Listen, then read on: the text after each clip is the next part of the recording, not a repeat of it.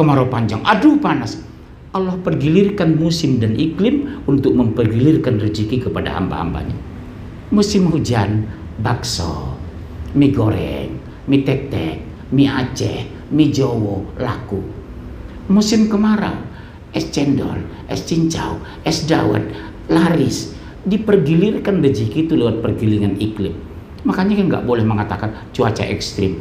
Tidak ada ciptaan Allah yang ekstrim. Semua ciptaan Allah itu seimbang. Orang beriman itu tidak mengatakan cuaca ekstrim. Nggak boleh kita ngomong itu. Itu ngomongan orang sekuler itu. Ciptaan Allah tidak ada yang tidak seimbang. Inna fi khalqis samawati wal ardi wa ikhtilafil laili wan nahar la ayatil liulil albab. Sesungguhnya penciptaan malam dan siang, penciptaan langit dan bumi, pergantian malam dan siang, terdapat tanda-tanda kebesaran kami. Itu bentuk kebesaran Allah, bukan ekstrim.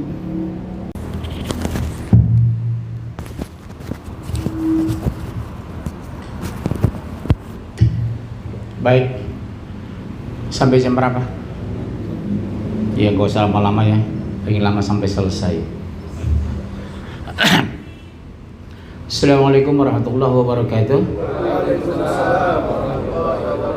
Minta tolong Pak kipasnya arah ke sana. Saya kalau AC insya Allah kuat, kalau kipas kurang ya. Alhamdulillah hamdan katsiran thayyiban mubarakan fihi, asyhadu an la ilaha illallah wahdahu la syarika lah, asyhadu anna Muhammadan abduhu wa rasuluhu la nabiyya ba'da. Alhamdulillah kita bersyukur hari ini. Atas dasar apa kita bersyukur, Mas? Saya manggil Mas saja ya. Umur berapa? 30 ya. Wajahnya kayak 29, Masya Allah. Beda setahun. Satu hal yang harus kita syukuri yang tidak diberikan Allah kepada banyak orang apa? Saya biasa di kampus soal nanya mahasiswa apa? Kalau jawaban benar boleh pulang. Apa kira-kira? Apa? Banyak orang sehat juga beriman neraka kok. Nikmat tapi tidak bersyukur tetap neraka kok. Antum, kameramen. Beriman tapi belum tentu beramal soleh tetap neraka. Makanya dalam Quran itu amanu wa amilus soleh. Nikmat yang paling tinggi ridho. Al-Quran menjawab itu. Radallahu anhum wa radu anhu. Kalau Allah sudah ridho kepada kita, kita dijamin masuk surga. Siapa orang diridho itu? Kaya raya tidak hura-hura, miskin tidak putus asa, berhasil tidak bangga, gagal tidak kecewa. Itu orang yang diridhoi. Kaya tidak pamer, miskin tidak minder. Itu orang diridhoi. Jadi kalau kita masih suka pamer atau minder ketika miskin, something wrong. Can you speak English? No smoking kan gitu. Yang terhormat Bapak Komisaris, saya kalau ngisi kementerian, menteri saya absen. Menteri, Dirjen, Sekjen, Irjen. Kemudian Pak Dirut, rupanya orang kampung saya beliau ini. Pak Indra Sregar rupanya. Cuma pernikahan Ibu Manado, Jawa. Kalau Pak Komisaris, Bapak asli Jawa Barat, Cirebon. Ibu, saya dari intelijen Pak. Saya dulu pendidikan militer. Saya belajar intelijen dulu. Kebiasaan dunia intelijen itu detail bertanya. Tugas intel ada 5. 1, mencari data, mengumpulkan data, menganalisa data, menyimpulkan data, memberikan data. Saya dulu pendidikan militer Pak. Kalau saya teruskan mungkin Brigjen, Munjir, semua orang. Masya Allah. Tapi saya lebih nyaman jadi ustadz. Saya dekat dengan presiden, menteri ya. Insya Allah. Baik, tema hari ini mengikuti jejak orang bertakwa. Kenapa harus diikuti? Karena orang bertakwa itu menyenangkan, menenangkan, menguntungkan, nyaman, dan dapat surga. Kalau orang beriman belum. Makanya Al-Quran kata iman tidak berdiri sendiri, diteruskan dengan satu kalimat, amanu wa amilus soleh. Sebab iman terminologi dan etimologi bahasa artinya percaya. Orang percaya belum tentu beramal loh. Banyak orang berkeliaran sana, dia beriman kepada Allah tapi tidak sahur, mengaku beriman kepada Allah tapi tidak sholat, karena tidak ada amal soleh. Yang kedua, kalau kita belajar jejak orang bertakwa, ada potensi evaluasi dan koreksi. Berapa persen sifat karakter lifestyle orang bertakwa itu sudah kita ambil, kita ikuti, betul ya? Yang jadi masalah adalah hidup tapi tidak ada evaluasi. Saya konsultan di beberapa perusahaan karena background saya dari akunting dan S1 saya bidang ilmu politik, kemudian melanjut ke hukum tata negara. Saya sebenarnya lebih cocok anggota DPR daripada Ustadz, karena background saya dari agama ngambil ilmu politik dengan Pak Amin, kemudian ke hukum tata negara dengan Yusril. Ya, oleh sebab itu hari ini kita sedang diturunkan musibah di Cianjur. Apa namanya itu? Ujian. Ada orang mengatakan, Pak, kami sedang diazab. Pak, kami sedang diuji. Apa beda ujian dengan diazab, Bapak ini yang pakai bagian seragam? Kadang salah tempat penggunaan terminologi bahasa. Benarkah kita diuji atau sedang diazab? Coba karena saya akademisi ya, ngomong sama mahasiswa, apa beda ujian dengan azab? Jawaban benar boleh pulang, saya kasih fasilitas. Apa beda ujian dengan azab? Ya, silakan Mas.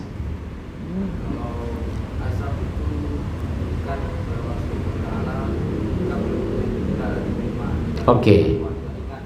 Iya. Ujian.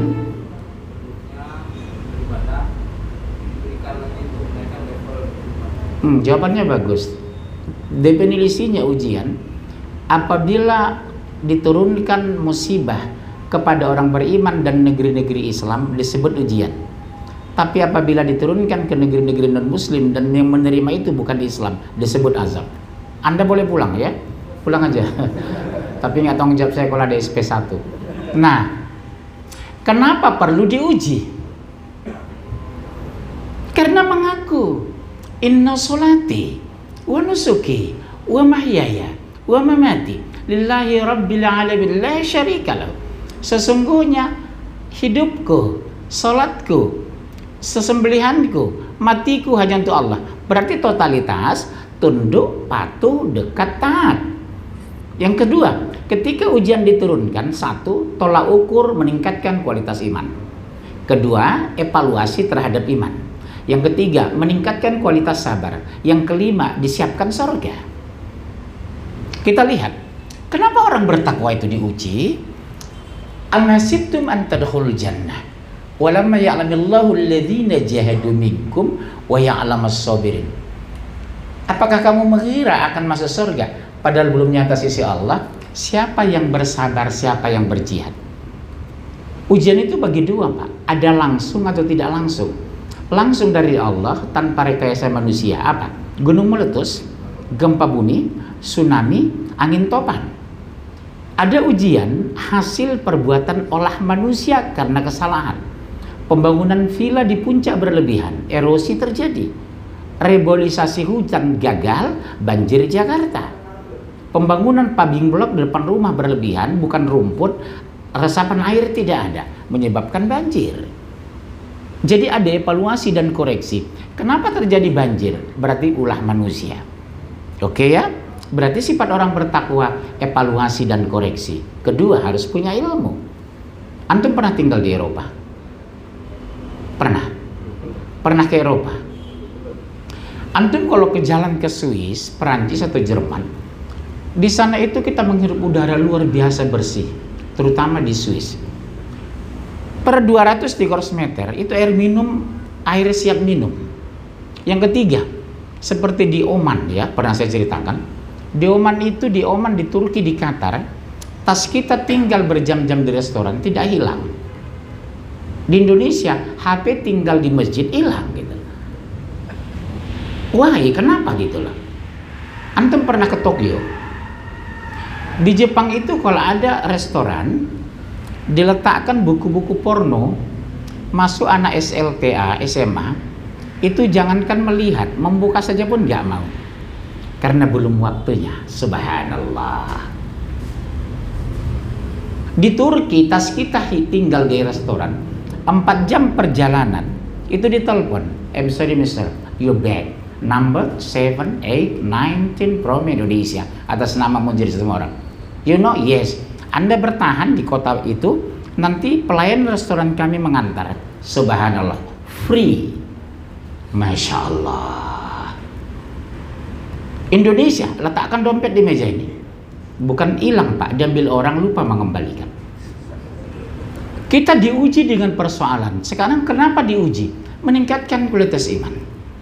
Karena kenapa pertanyaan orang-orang alumni dari Harvard University, Chicago University, Australian University sering bertanya kepada saya, kalau Pak Munjir mengklarifikasi bahwa diturunkan musibah di Indonesia karena dosa, dia menggiring saya berpikir logika, padahal saya ini dosen filsafat. Saya jawab, kalau Pak Munjir menggiring kami bahwa diturunkannya musibah dan azab itu karena dosa, kenapa bukan di Makau diturunkan? Bukankah maksiat di sana luar biasa? Kenapa bukan di Las Vegas, dosa judi terbesar di dunia? Saya bilang, saya udah pernah ke sana dan tinggal di sana, saya bilang. Tapi kenapa tidak ada banjir, tidak ada gempa, tidak ada kelaparan, tidak ada masalah? Jawabnya sederhana. Allah tidak perlu menguji mereka karena mereka tidak terdaftar sebagai orang beriman. Apanya yang mau diuji? Yang diuji mahasiswa UI, bukan preman Berlan, betul? Preman disambar petir aja gak mati. Kita pulang ngaji kena gerimis sudah demam. Secara teori akal, kok Munjir yang demam, bukan preman yang mati? Preman bertato, tubuhnya penuh dengan hewan. Ada gambar soang, bebek, kura-kura. Disambar petir nggak mati, Pak. Saya pulang isi pengajian berkoak-koak bicara Quran dan hadis. Kena hujan gerimis demam. Secara teori akal, kenapa bukan Munjir yang dilindungi? Kenapa saya yang diuji? Karena saya yang mengaku beriman. Mancing emosi aja. Iya betul. Nah, kita lihat Al-Quran. Ya, sampai jam 2. Komisaris ada di sini kok, nggak ada masalah. SP1 nggak bakalan keluar. Siapa sih orang beriman itu? Kita lihat surat 3, 133 sampai 137. Kita lihat surat 29, ayat 1 sampai 4. Kemudian ayat 8, surat 8, ayat 25, surah 19, 96 sampai 97. Kemudian surat 20, 132 sampai 134. Kemudian surat 9 ayat 100. Ini kebaca semua. Siapa kita, sedang di mana kita, sejauh mana koreksi dan evaluasi kita hari ini. Di mana posisi kita hari ini dengan ayat ini. Jadi Islam itu ilmiah, terukur, bertahap dan bertingkat. Variabelnya jelas, indikatornya pasti. Makanya orang bulat itu banyak masuk Islam. Seperti peristiwa kemarin yang di Qatar ya. Berlangsung Piala Dunia, sudah 1000 lebih yang mualaf. Di sana Olimpiade Dunia, pesta bola kaki sedunia, mendatangkan dakwah. Di Indonesia Grand Prix mendatangkan dukun. Betul? Sama-sama mendatangkan. Betul ya? Masya Allah. Silakan langsung terjemahan. Cepat. Kita waktu mau habis ini. Makan siang Ustadz ada nggak di sini? Kalau tempat lain ada nasi box itu biasa. Bersegeralah menuju ampunan dari Tuhan. Iya betul. Kok pucat gitu? Bersegeralah menuju ampunan dari Tuhanmu dan surga yang luas seperti langit dan bumi. Bukan seperti, seluas langit dan bumi. Ya, jangan seperti, seluas. Seluas langit dan bumi yang disediakan bagi orang-orang yang bertakwa. Muncul pertanyaan, Ustadz, apakah orang bertakwa dijamin masuk surga? Yes, dalilnya ini. U'iddat lil muttaqin. Tapi kalau orang beriman tidak beramal soleh, belum tentu masuk surga. Karena dia mengaku tapi tidak beramal. Saya bisa mengaku bujangan, tapi istri saya kan ada. Karena pengakuan tidak sebuah kepastian. Dalam bahasa hukum, pengakuan terpidana tidak bisa dijadikan alasan menghukum seseorang. Harus ada 3, saksi, barang bukti, dan motivasi. Ada sini sarjana hukum nggak pidana? Saya hukum tata negara. Jadi nggak bisa menghukum orang dengan pengakuan. Harus ada saksi, barang bukti, dan motivasi. Kenapa dia mencuri? Karena kemiskinan. Hukum Islam membebaskan dia. Tapi kalau mencuri karena ingin kaya, baru kena pidana. Ada delik pidana. Pasal 551, memasuki pakan orang lain tanpa izin. Ada sini sarjana hukum dari pidana. Pidana perdata?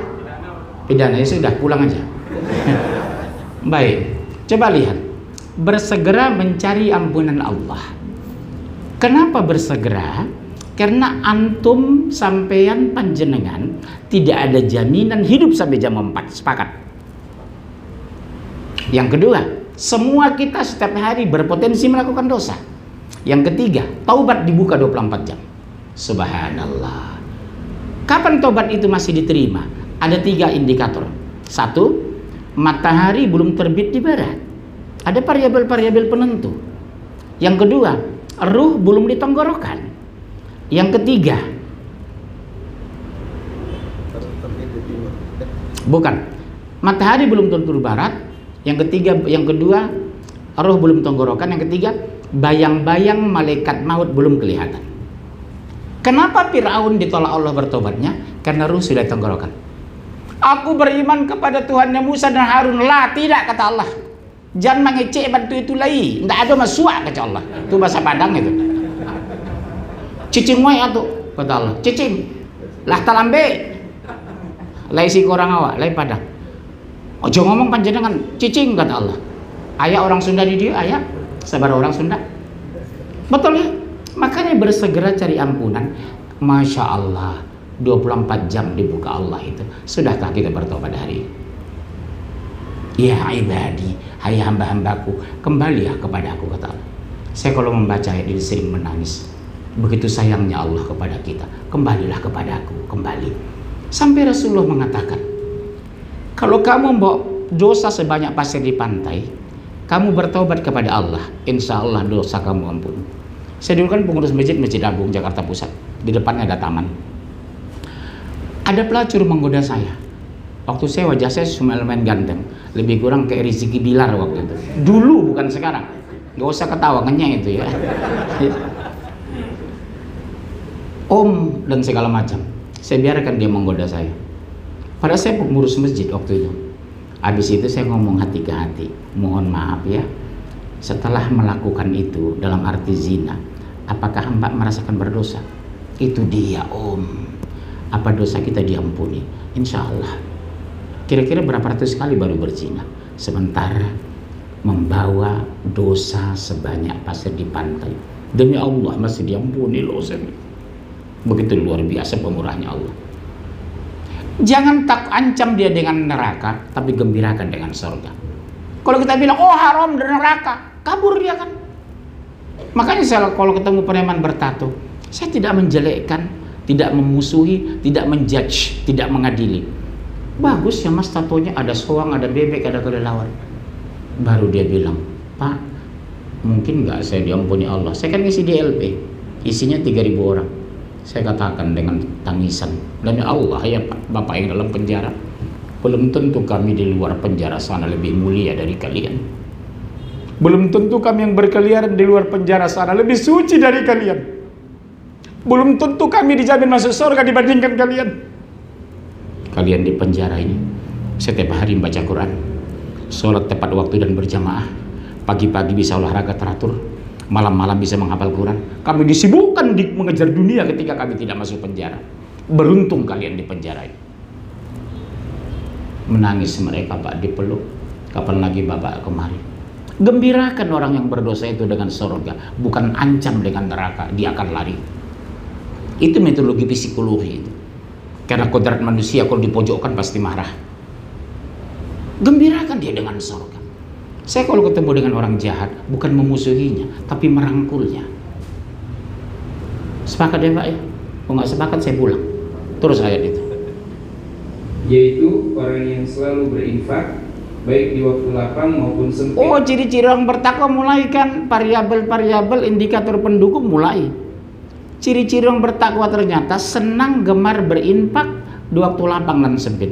Di waktu lapang mungkin nggak ada masalah, waktu sempit kita lost job, PHK, tiba-tiba ayah sakit, mertua stroke, anak kena narkoba, istri selingkuh, tetangga intervensi. Oh, mulai goyang otak itu Pak.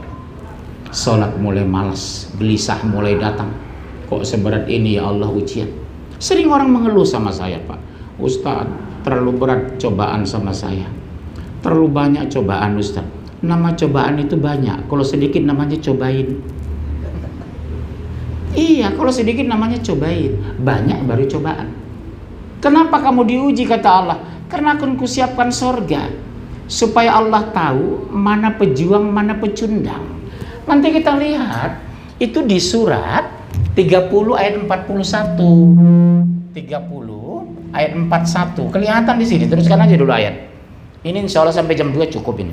Ya terus. Gak apa-apa, ada Pak Dirut kok. Ya terus. Langsung.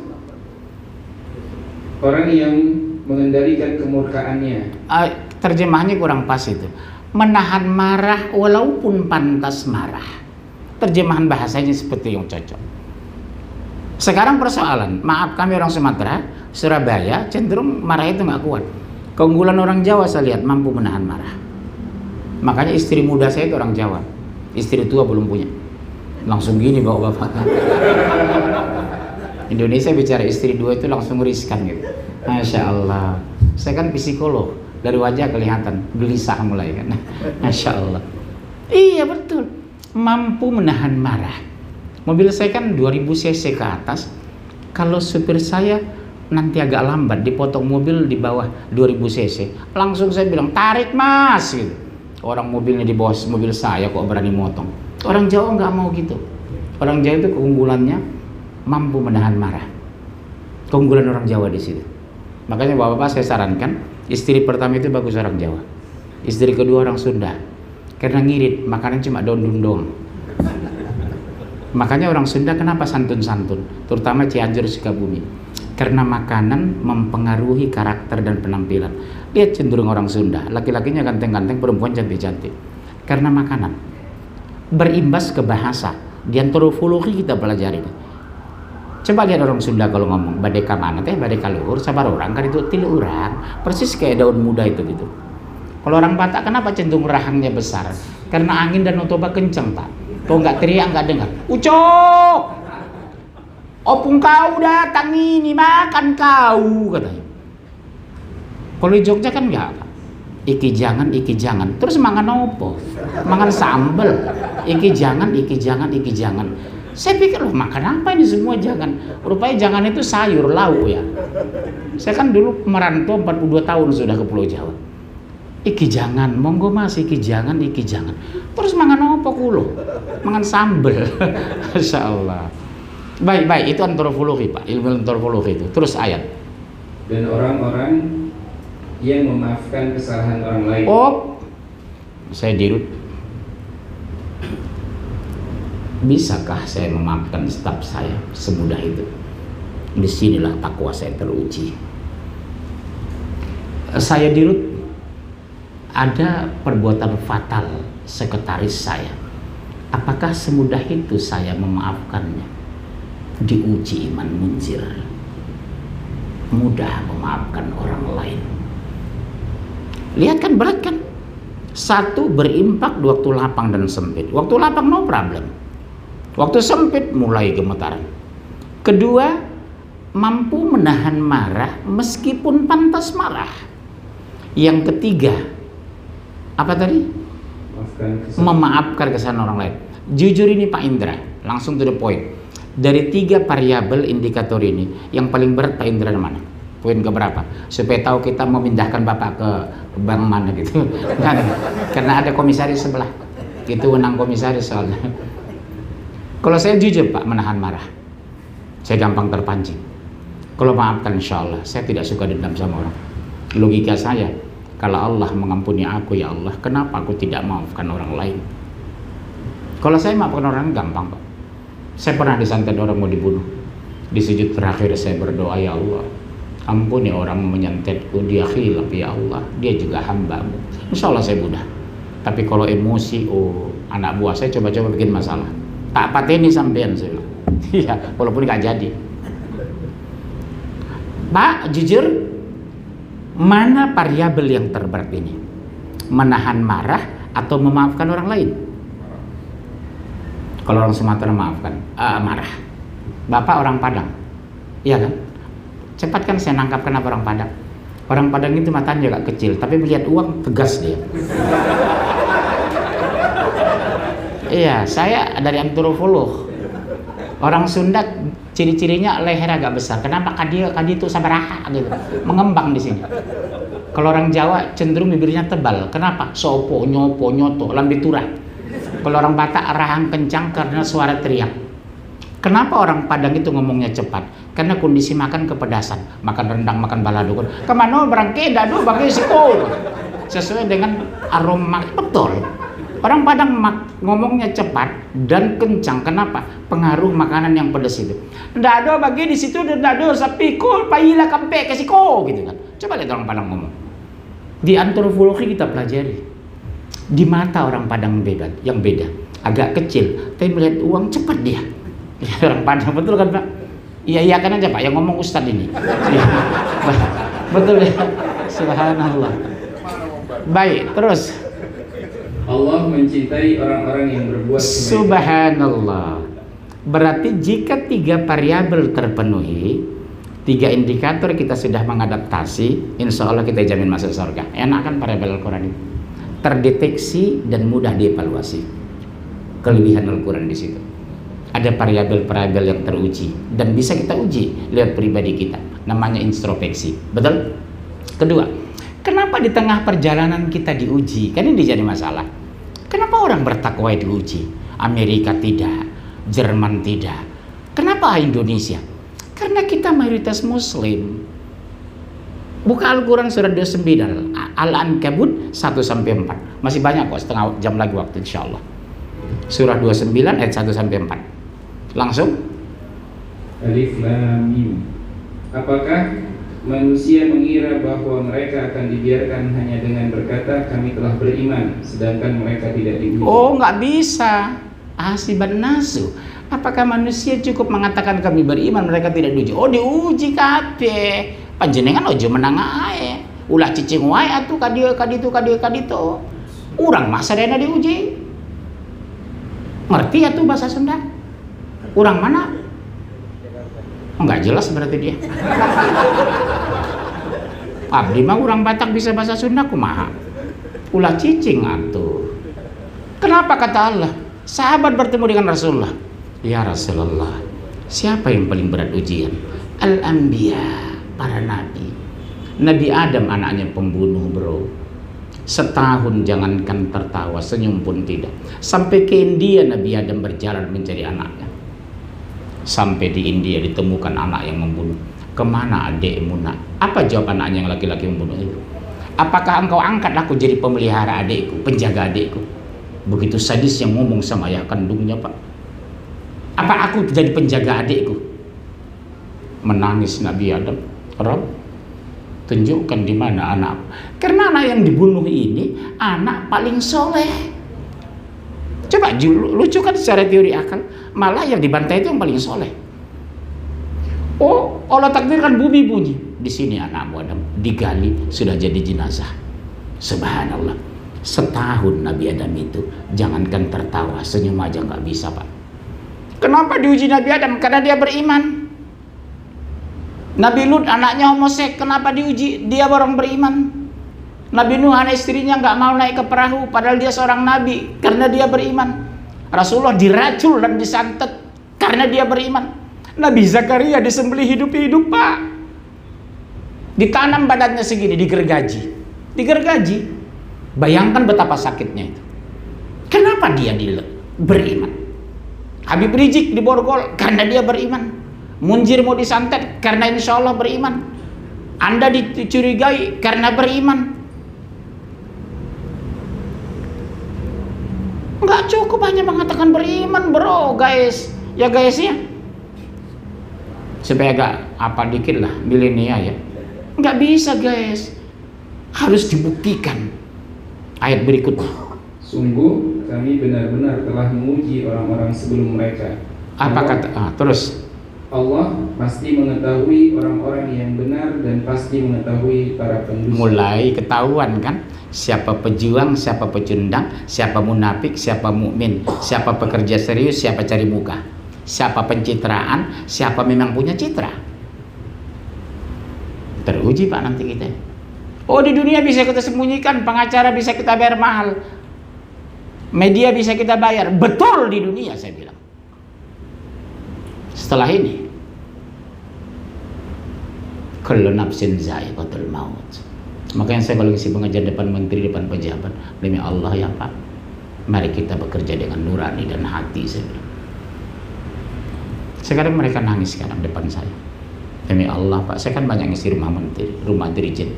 Demi Allah Pak, kalau kita bekerja dengan hati dan nurani, di dunia kita ditenangkan, di akhirat kita surga kok. Hidup kita sebentar loh Pak, saya bilang. Subhanallah, apa yang kita cari? Makan kelapa gading 4 juta, jam 5 subuh udah keluar.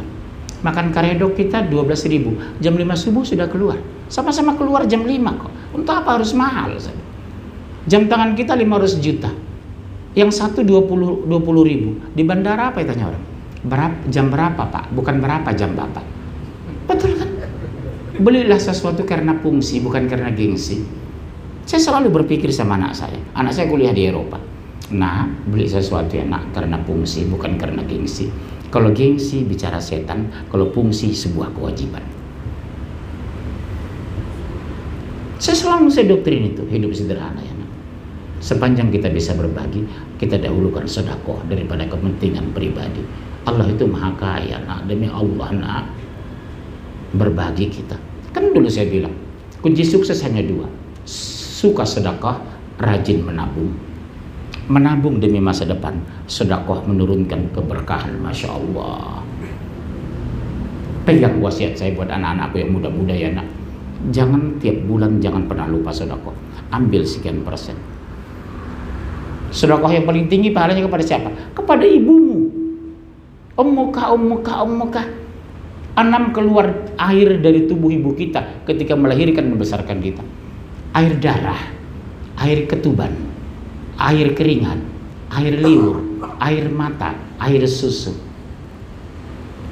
1 tetes air susu ibu yang kamu hisap, kata Rasulullah, nggak bisa kamu bayar dengan kebaikan seumur hidup. Subhanallah. Ummuka. Cintailah istrimu, tapi jangan tinggalkan ibumu. Cintailah anakmu, tapi jangan sia-siakan ibumu. Kita keluar dari rahimnya, itu orang bertakwa. Satu hari Rasulullah dalam perjalanan, tiba-tiba Rasulullah menangis. Sahabat menangis. Rasulullah menoleh ke belakang. Kenapa kalian menangis?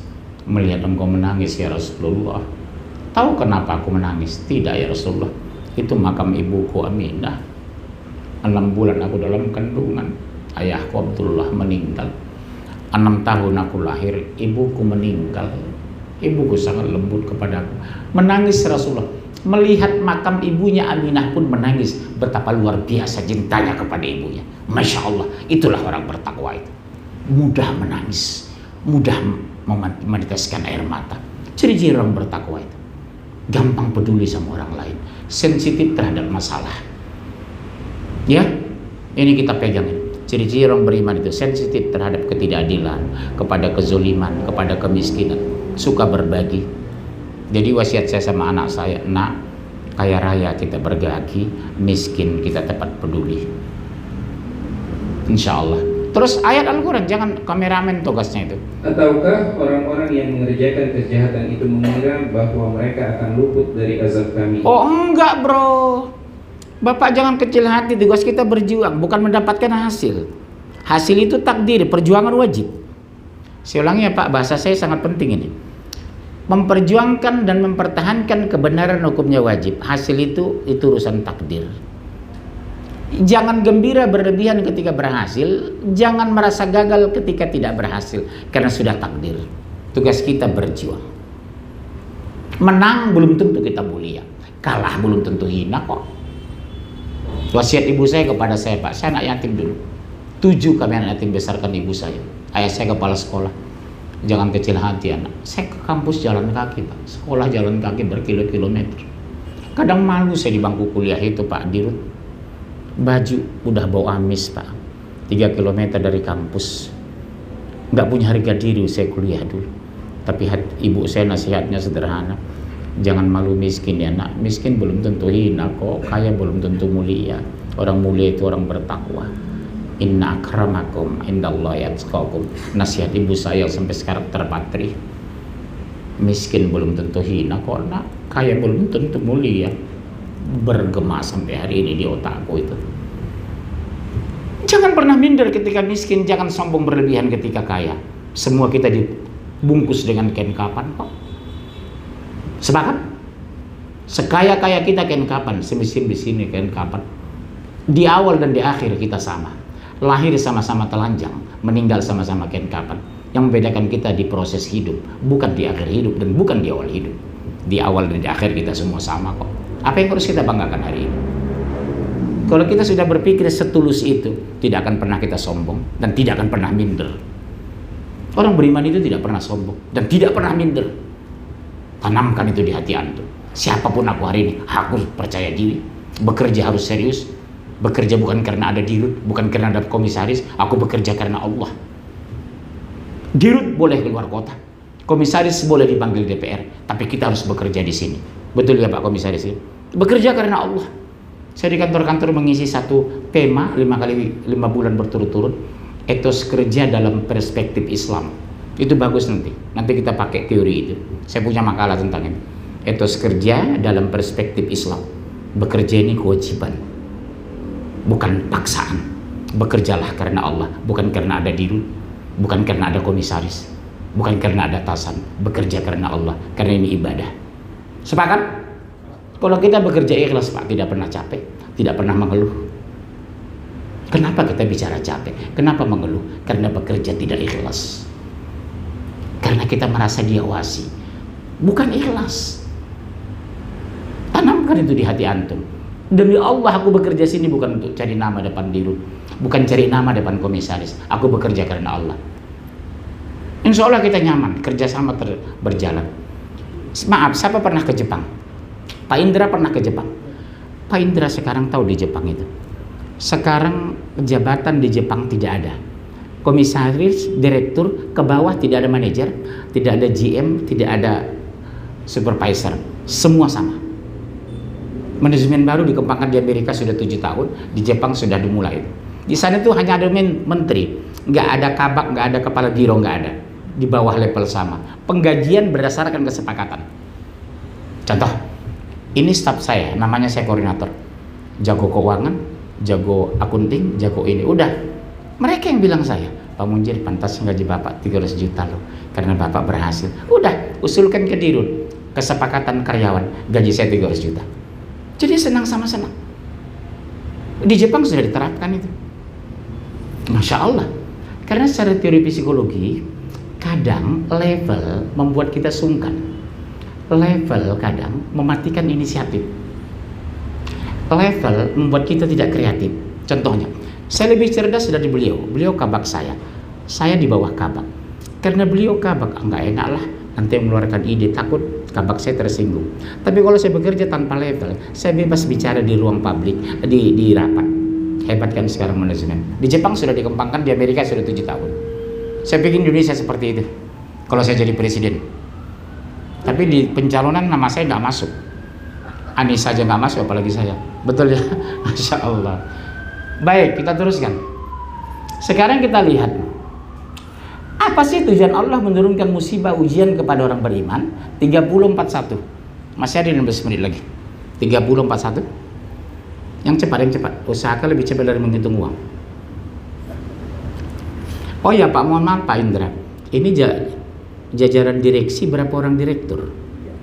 Direktur utama, kepatuhan, itu keuangan di bawah bisnis. Oh iya begitu Pak. Oh kalau BTN itu 9 dirut, direktur itu dewan direksinya. Ya. Ini kantor cabangnya berapa di Indonesia Bank Syariah Bu Kopit? 18 ya. Umumnya di kota-kota besar. Oh di Batam ada. Itu saya sarankan dibuka Pak, karena kota potensial. Jadi perkembangan, saya kan ngajar ekonomi Pak ya. Perkembangan syariah tertinggi di Indonesia, pertumbuhan bukan jumlah ya. Sumatera Utara, Riau dan Batam, persentase. Tapi akumulasi uang dari bank syariah hanya sekian persen dari akumulasi bank konvensional. Ini harus kita tingkatkan. Jawabnya kenapa? Saya bicara di BI sudah ini. Karena regulasi BI belum komprehensif mengcover kebijakan untuk bank syariah. Itu masalah. Saya kan ngajar di BI. Berbeda dengan Inggris. Akumulasi bank syariah di Inggris termasuk pertumbuhan paling tinggi di dunia. Padahal negara Kristen Anglican. Kenapa? Karena melihat potensi bisnisnya luar biasa. Kedua, menguntungkan. Kedua, tidak terkena resesi ekonomi. Yang ketiga, lebih kuat menghadapi krisis. Silakan ke Inggris, ya, masya Allah. Saya suka bicara perbankan karena saya dari akunting. Saya mengaudit perusahaan paling hobi. 3 menit ketahuan penyimpangan, ya, masya Allah. Makanya kalau perusahaan orang paling takut sama saya, ketahuan. Ya kalau nanti saya edit sini nggak apa-apa. Honornya cuma 30 juta kok. Masya Allah. Ada Pak Komisaris kok. Ya, baik, teruskan. Telah tampak kerusakan di darat dan di laut. Pakai mic dong bro. Nggak apa-apa. Coba. Telah tampak kerusakan di darat dan di laut disebabkan perbuatan tangan manusia. Tuh, apa itu?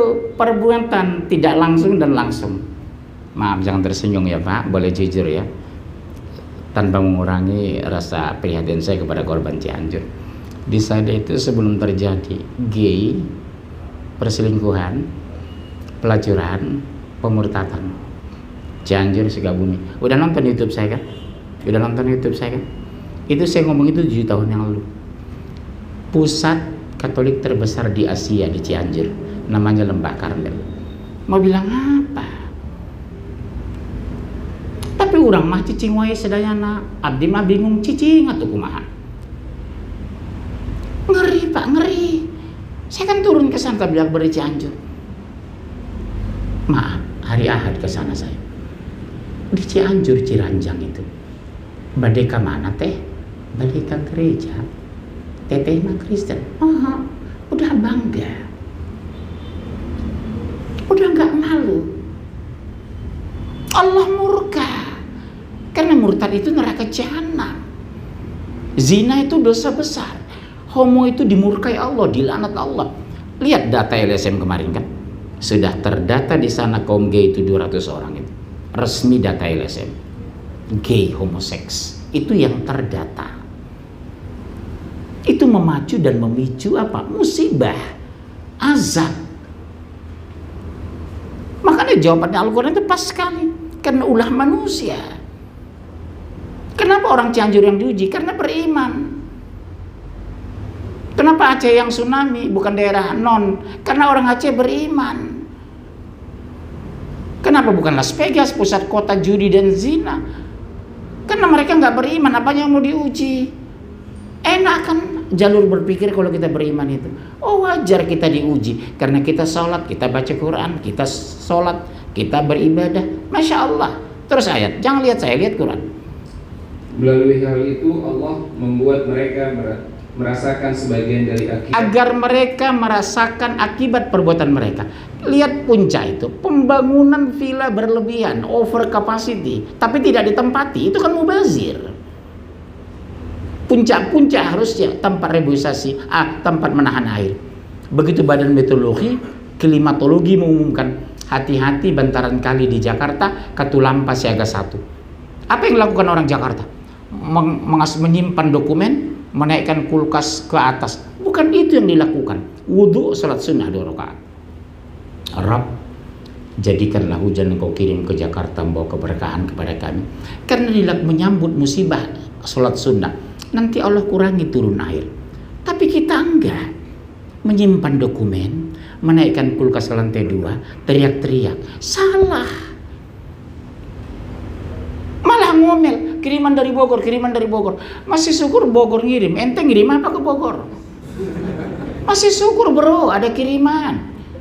Kan gitu kan orang, kiriman pak, kiriman. Gembira dong terima kiriman. Lewat apa? Salat sunnah 2 rakaat. Takdirkan ya Allah, air yang kau kirim itu membawa keberkahan kepada kami. Akhirnya Katulampa menjadi stabil berkat doa orang beriman. Ini bukan sholat, tapi apa? Mengeluh. Yang keluar hanya keluh kesah. Aduh, hujan kencang. Aduh, kemarau panjang. Aduh, panas. Allah pergilirkan musim dan iklim untuk mempergilirkan rezeki kepada hamba-hambanya. Musim hujan, bakso, mie goreng, mie tek-tek, mie Aceh, mie Jowo laku.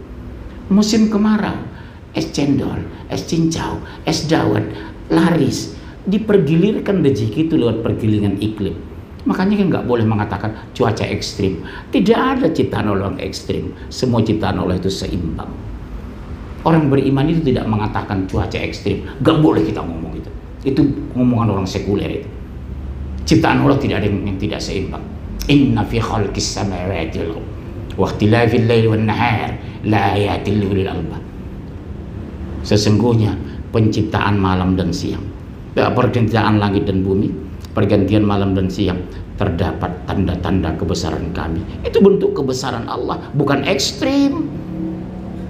Kita berhenti mengeluarkan pernyataan yang membuat Allah murka. Oh ini semua ekstrim. Bukan begitu orang beriman. Nak, jangan keluar ya nak, musim hujan. Masya Allah. Jangan main-main layangan ya nak, ini musim panas. Subhanallah. Puji Allah Pak dengan iklim itu. Bukan mengatakan iklim ekstrim. Sepakat ya? Fungsi pengajian itu memperbaiki ucapan kita, mengkoreksi kesalahan kita, meluruskan yang bengkok dari tindakan kita. Saya sering marah di pengajian itu.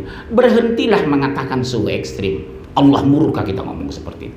Menyalahkan Allah itu. Ekstrim kan perspektif manusia, perspektif kuasa, mempergilirkan musim, bikin emosi bapak ini ya, Masya Allah. Terus melalui hal itu Allah membuat mereka merasakan sebagian dari akibat perbuatan mereka agar mereka kembali ke jalan. Oh, ternyata tujuan diturunkan tsunami di Aceh, gempa di Sukabumi, di Cianjur, banjir di Jakarta, membuat air mata kita meleleh agar mereka kembali ke jalan yang benar.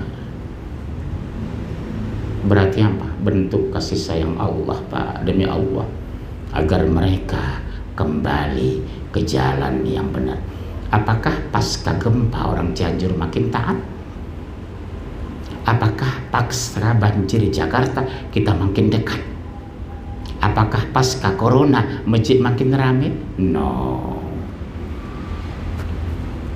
Habis corona Pak, saya biasa di BSD 600 sampai 800 jamaah saya. Sekarang mengumpulkan 100 orang setengah mati Pak, itu bahasa orang Medan. Di Kalimalang saya ngisi pengajian 600 sampai 800 pengajian saya. Habis corona untuk 100 orang setengah mati Pak. Kemana? Goes. Silakan goes, tapi jangan tinggal ngaji. Silakan main tenis, tapi belajar hadis. Silakan beli Ferrari, tapi jangan tinggalkan ilahi. Sering saya tanya, Pak pengurus masjid kemana nggak hadir pengajian? Goes Pak Munzir. Subhanallah. Mau bagaimana diberkahi, padahal tujuan diturunkan tsunami segala macam agar mereka kembali ke jalan yang benar. Apakah kita kembali hari ini? Ampuni kami ya Allah. Ini koreksi buat kita hari ini. Mudah-mudahan ditonton orang-orang istana ini, ditonton Pak Ngabalin, benar agar kita kembali ke jalan yang benar. Kita evaluasi. Semua kita punya potensi dosa kok. Mau rakyat, mau presiden, mau saya, berpotensi kita melakukan dosa. Berarti sama-sama bertobat. Tugas kita bukan menyalahkan siapa-siapa, tapi evaluasi. Ustadz juga manusia salah, presiden juga manusia salah, Pak Indra juga salah. Betul ya Pak? Kita manusia. Itulah tugasnya saling mengingatkan. Nama saya siapa? Apa arti munjir bahasa Arab? Pemberi peringatan. Nama saya itu bermakna badari antum Suparjo, enggak jelas. Masya Allah. Kalau munzir, pemberi peringatan. Fadzakir, innama anta muzakkir, lasta alaihim bimusaitir.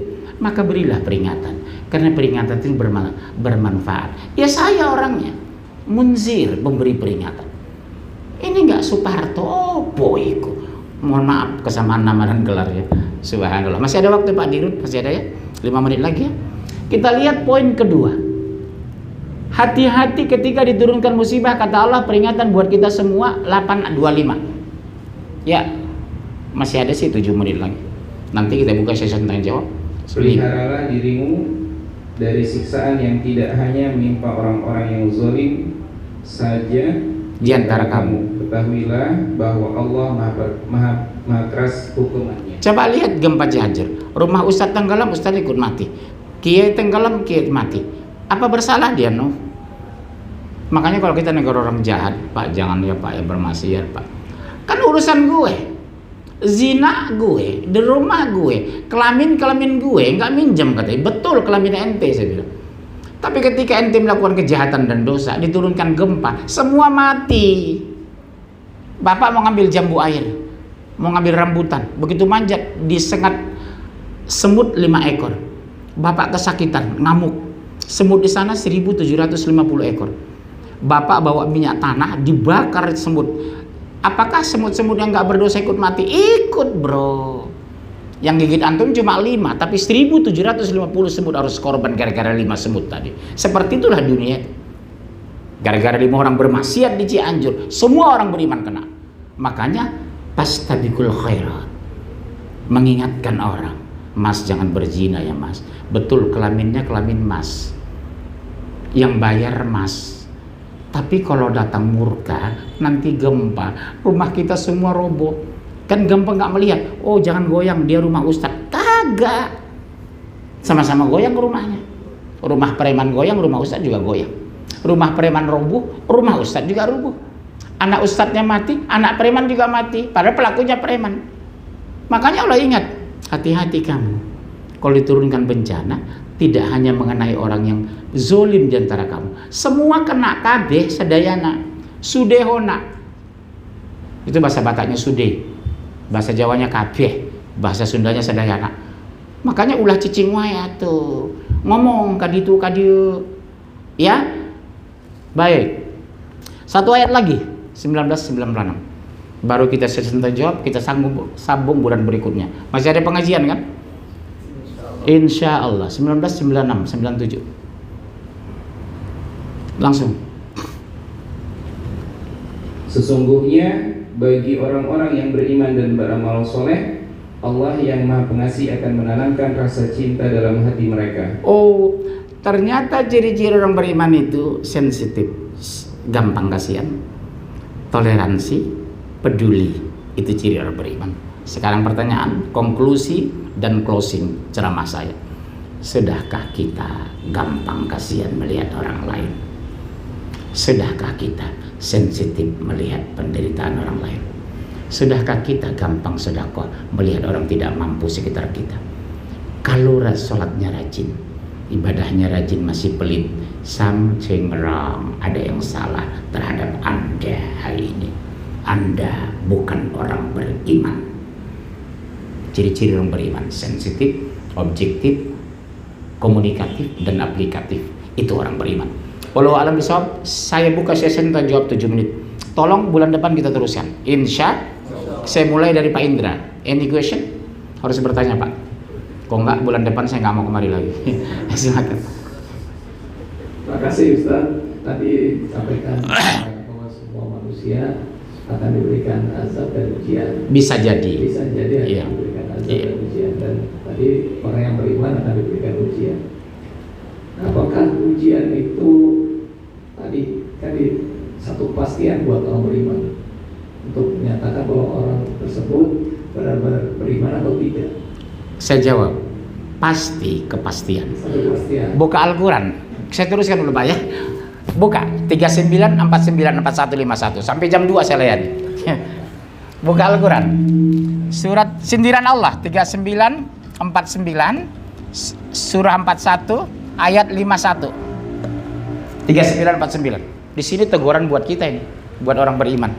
Langsung 39, 49. Apabila ditimpa bencana, manusia menyeru kamu. Tuh, langsung kan Pak. Begitu dapat musibah baru ke masjid. Sudah stroke baru berzikir. Sudah pensiun baru ngaji. Dulu kemana bro? Kalau sudah tua stroke baru berzikir, ucapan zikir udah salah. Maaf, saya bukan menghina. Subhanallah, karena udah stroke. Subhanallah. Tapi kalau kita sehat, subhanallah, subhanallah. Ucapan subhanallah jelas, tegas, benar. Jangan tunggu tua dong baru bertobat. Jangan stroke baru ke masjid. Seperti mereka, coba lihat, dirut tapi ngaji, komisaris tapi ngaji, Itu yang kita butuhkan. Waktu megang jabatan, rajin ke masjid. Kalau nggak punya jabatan ke masjid, nggak ada pengaruh. Betul kan? Tanda tangan beliau masih bermanfaat. Beliau hadir di sini masih disegani. Tapi kalau ketika sudah tidak pegang jabatan datang, orang masa bodoh. Makanya dibutuhkan pejabat-pejabat yang taat, seperti Pak Habibie. Begitu diangkat jadi presiden, satu, parade senja menurunkan bendera merah putih 17 Agustus maghrib dihapus karena mengganggu pejabat sholat maghrib dan isya. Hebat. Yang kedua, semua karpet di istana warna merah diganti hijau muda. Kesenangan Rasulullah. Yang ketiga, jam-jam sholat istana wajib sholat jamaah. Itu zaman Pak Habibie. Tapi dolar, saya masih ingat itu Pak ya, karena saya orang ekonomi, 17.400 distabil di angka 6.500. Kenapa diberkahi? Karena dari atas sudah bagus. Saya masih ingat zaman Habibie. 17.400 hanya beberapa jam itu waktu itu. Bisa atas izin Allah stabil di zaman Habibie 6.600. Komentarlah orang sekuler. Oh, karena intervensi Bank Indonesia. Apakah sekarang tidak ada intervensi? Dolar kita bertahan di 14.000 dan 15.000. Ayo jawab saya. Saya ngomong ini di Bank Indonesia. Intervensi di semua zaman. Tapi kenapa zaman Habibie 6.500 stabil? Karena keberkahan pemimpin. Makanya pemimpin sangat mempengaruhi keberkahan sebuah negeri. Subhanallah. Antum beruntung punya komisaris di Rut mau ngaji. Tempat lain belum tentu mau hadir kok. Saya bukan muji, enggak. Kalaupun saya puji nggak bakalan ditambah amplop kok. Ya, wallahu alam kalau ditambah nanti. Itu cerita lain ya. Saya bukan meminta, mengingatkan Pak Indra aja. Subhanallah. Orang Batak kan gitu, banyak taktik. Subhanallah. Terus ayat. Kemudian apabila kami memberikan nikmat sebagai anugerah kami kepadanya, dia berkata, sesungguhnya aku diberikan nikmat itu hanya karena kepintaran. Mulai sombong kan? Rumah bapak, iya rumah saya. Mobil bapak, mobil saya. Karena saya S2 Pak dari Boston University. Mulai sombong. Saya S1 dari ekonomi UI, S2 dari Boston, S3 dari Sydney. Mulai sombong nggak Pak? Karena kepintaranku, bukan karena Allah. Terkoreksi nanti kita kan. Coba Pak, ini kritik besar buat kita yang beriman ini Pak Indra. Makanya pertanyaan Pak Indra tadi, apakah setiap orang beriman diuji? Iya. Tapi ketika di tengah perjalanan Allah kritisi kita, jangan dong aku karena kerja keras, jangan dong karena kita S2 dari Jerman. Katakan ini rezeki dari Allah. Ini kadang orang kan Pak, ini mobil bapak iya, ini rumah bapak iya, ini telur bapak ya, padahal telur bebek. Dia bilang telurnya. Masya Allah. Ya terus. Sebenarnya itu adalah ujian. Ujian berarti bapak lihat kalau bapak jeli membaca Quran. Selama ini definisi ujian menurut versi kita sesuatu yang tidak nyaman buat kita. Al-Quran hari ini menjawab Pak Indra. Ujian, kaya ujian, miskin ujian, berhasil ujian, gagal ujian, sakit ujian, sehat ujian. Itu ujian, pesek ujian, mancung ujian. Saya katakan sampai ibu, syukur ibu hidungnya mancung, pesek, seandainya mancung, mungkin ibu jadi pelacur, saya bilang. Ekstrim kan statement saya. Seandainya saya ganteng seperti Rizky Bilar, mungkin saya tidak jadi ustadz. Karena saya tahu wajah saya tidak seganteng Rizky Bilar. Betul, sepakat antum? Iya, ngapain saya jadi ustadz? Tapi Allah giring saya ke sini. Saya bertemu dengan banyak orang, komunikasi dengan banyak orang. Terus ayat terakhir terus. Tetapi kebanyakan mereka tidak mengetahuinya. Itu karena malas ngaji.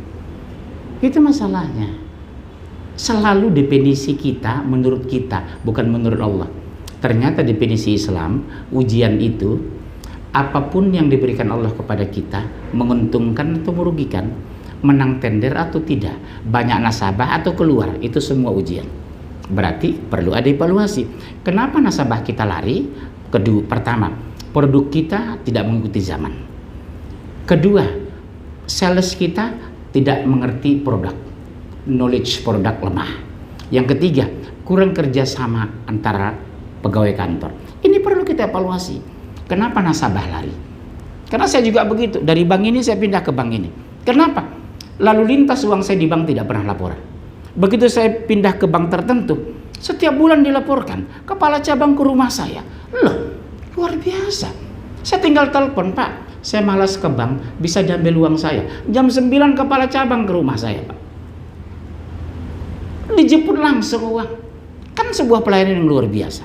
Akhirnya saya merasa diwongke. Saya bertahan di bank itu. Sebelumnya saya bank tertentu.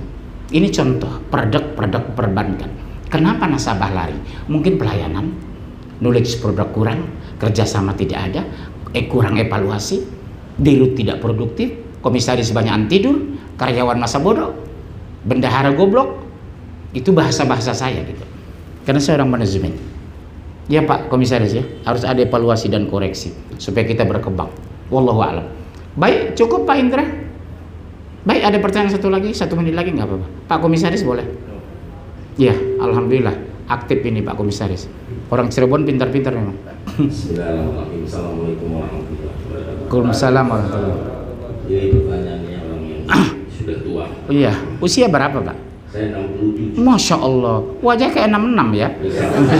Iya, subhanallah. Iya. Jadi kalau pertanyaan orang tua itu, saya teringat bahwa kalau kita mati itu akan ditanya mengenai Allah, betul Pak. Bahkan katanya ditanya masa mudamu untuk apa? Iya. Kemudian sehatmu, hartamu dari mana, sampai ilmumu. Betul, iya Pak. Yang saya pikirkan dua ini hablum minallahnya. Iya. Bagaimana caranya sholat itu khusyuk dengan baik. Dalam arti kata seolah-olah kita berhadapan dengan Allah ya. Berdialog. Ini terkadang khusyuk itu amat sangat sulit karena ada gangguan pikiran, persoalan, gangguan. Betul Pak. Manusiawi lah ya.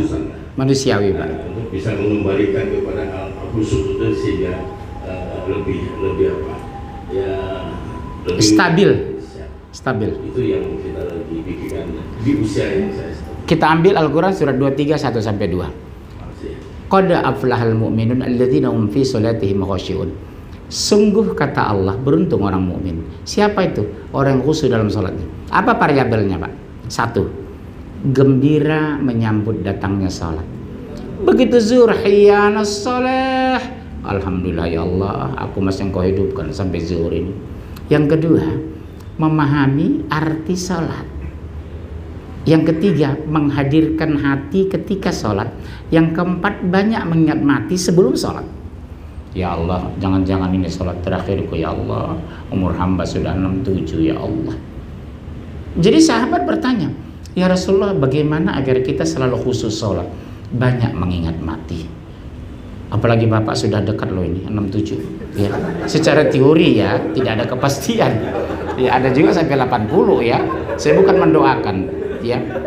Secara teori syariah kan semakin tua seperti saya kan peluang mati saya lebih besar. Tapi bukan berarti saya lebih duluan mati dari beliau. Bisa jadi beliau duluan, nggak ada masalah. Ya bagi saya nggak ada masalah. Orang duluan saya belakangan, atau saya belakangan orang duluan, nggak ada masalah Pak Indra. Bagi saya udah terserah. Kata Rasulullah Pak, banyak mengingat mati. Yang kedua, banyak mengingat Al-Quran. Fabi ayyi ala'i rabbikuma tukadziban. Nikmat Allah yang mana yang kamu dustakan? Saya cenderung nangis kalau baca itu Pak. 32 kali diulang surah Ar-Rahman. Yang ketiga, bersahabat dengan orang soleh. Iri lihat keimanan orang. Lihat anak kecil, ya Allah 15 tahun hafal Quran 24 juz. Aku ya Allah cuma trikul, kul huwallah, kul a'udzu birabbil falaq, kul a'udzu birabbin nas, trikul. Jadi muncul evaluasi Pak. Mohon Bapak, nama Bapak siapa Pak apa? Pak apa Pak? Pak Abdul Qadir ya. Panggilannya siapa Pak? Pak Dedi ya. Sepakat dengan Bapak, makin tua hablum minallah kita tingkatkan. Detik-detik kematian kita Pak sama dengan saya, semakin dekat loh Pak. Saya kadang kalau saya bayangkan kematian, ketika saya dibungkus dengan kapan, keluar air mata itu Pak. Bagaimana agar khusus sholat? Banyak mengingat mati. Kedua, tadabbur Al-Quran, bersahabat dengan orang soleh. Kita terkoreksi, contoh kita ke luar negeri, sampai di Jerman. Kalau teman kita soleh Pak Muncir mohon maaf, ini sudah mau masuk zuhur. Pak Muncir udah mau masuk maghrib. Tapi ketika teman kita tidak soleh, kita shopping. Yang paling efektif kalau saya ya, kita beda perspektif kadang, banyak mengingat mati. Saya sering lebih puas itu. Astagfirullah, apa yang kau kejar ya Allah, kematian pasti, tapi dirahasiakan atas 3. Kapan meninggal, di mana meninggal, apa penyebab meninggal. Subhanallah. Itu barangkali Pak ya. Banyak mengingat mati, banyak membaca Al-Quran, bersahabat dengan orang soleh. Insya Allah 3 variabel itu mempengaruhi kekhusyukan ibadah. Kita iri lihat orang taat. Ya, wallahu a'lam bishawab. Sekira waktu habis ya. Mudah-mudahan Pak Dirut dan Pak Komisaris tidak sedang rapat kalau saya pengajian. Kadang kondisi dipanggil DPR, panggil OJK, terakhir dipanggil Allah, habis kita Pak. Iya, memang begitu. Kadang dipanggil DPR, dipanggil OJK, dipanggil KPK. Yang bahaya itu dipanggil Allah, selesai kita. Itu yang paling nggak bisa ditolak kan. Baik, wallahu a'lam bishawab. Mudah-mudahan Pak Komisaris, Pak Dirut, kita semua diberikan kemudahan untuk menjadi orang bertakwa. Mudah-mudahan kita dimatikan kondisi bertakwa. Yang paling penting, saya bahagia demi Allah jika kelak di sorga kita bisa reuni seperti ini. Reuni kita bertemu Pak di sorga. Subhanallah. Wallahu a'lam bishawab. Kalau ada bahasa saya menyinggung Pak Dirut, mohon maaf. Jika lebih itu dari Allah, jika kurang pengaruh syaitan. Wallahu a'lam bishawab. Doa kafaratul majelis. Subhanakallahumma bihamdika asyhadu an la ilaha illa anta astaghfiruka wa atubu ilaik. Tema berikutnya tetap mengikuti jejak orang bertakwa. Ini 5 kali pertemuan. Kalau saya diundang, kalau enggak ya sudah selesai hari ini. Terima kasih. Assalamualaikum warahmatullahi wabarakatuh.